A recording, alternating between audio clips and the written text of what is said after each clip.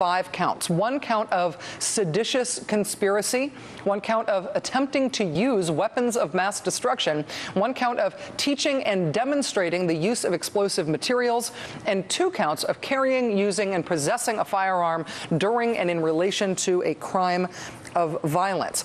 That first charge, seditious conspiracy, is one of the charges that landed the blind sheik, Abdelrahman, in jail for life back in 1995 after the first World Trade Center bombing. At the time, the New York Times described seditious conspiracy as a, quote, obscure 19th century law that makes it a crime to conspire to overthrow or put down or destroy by force the government of the United States.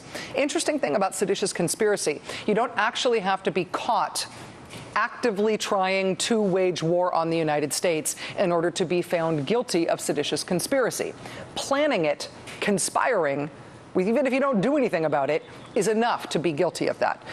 One of the other interesting charges here is teaching and demonstrating the use of explosive materials. 2 of the 9 defendants are facing that charge. Federal law makes it illegal to teach or demonstrate to any person the making or use of an explosive, a destructive device, or a weapon of mass destruction, knowing that such person intends to use the teaching in furtherance of an activity that constitutes a federal crime of violence. In this case, that federal crime of violence was this militia's alleged intent to wage war on the United States government. I also have to tell you, this has just broken right this second while I've been talking to you.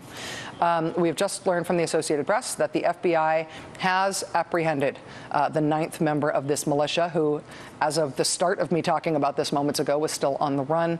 The dateline on the AP story on this is Wheatland Township, Michigan. But again, the last of the 9 militia members charged with plotting to kill police officers and charged with seditious conspiracy to wage war on the government of the United States has been apprehended after a search in a rural part of Michigan. Joining us now